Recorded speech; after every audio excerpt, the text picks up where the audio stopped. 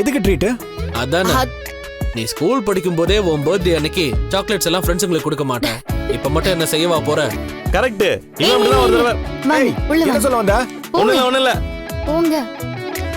ஏங்க, மீனால நீந்தாம இருக்க முடியாது, பறவையால பறக்காம இருக்க முடியாது, அலையால கரைக்கு அடிக்கடி வராம இருக்க முடியாது.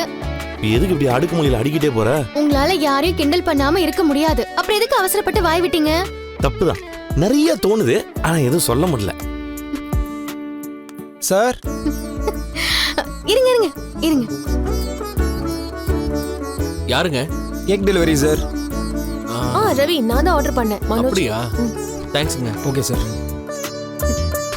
என்னோட ரெண்டாவது சர்ப்ரைஸ். Thank you. சாம. எல்லாரும் வாங்க, கேக் கட் பண்ணலாம். இருங்க ரோஹிணி, அத்தை மாமா வந்துட்டோம், கோயிலுக்கு போயிருக்காங்கல்ல. இல்ல, இது ஐஸ் கேக் மீனா, சீக்கிரமா உருகிடும். ஃப்ரிட்ஜ்ல வச்சிரலாம் ரோஹிணி. நான் ஷோரூம் போணும். அதுக்காக அத்தை மாமா இல்லாம எப்படி? ஈவினிங் அவங்க வந்ததுக்கு அப்புறம் இன்னொரு கேக் கட் பண்ணிக்கலாம். இதை இப்ப கட் பண்ணிடலாம். ஆமா, 2 தடவை கேக் வெட்டறதுக்கு வேணா 2 தடவையா பிறந்து. என்னடா?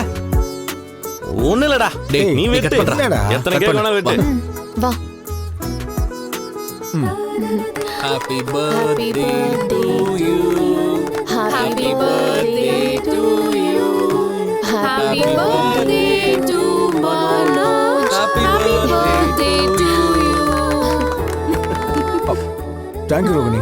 எதுக்கு தேங்க்ஸ்லாம் சொல்லிக்கிட்டு இருக்க? இல்ல, நிஜமாவே நீ நிறைய சர்ப்ரைஸ் பண்ணிட்ட.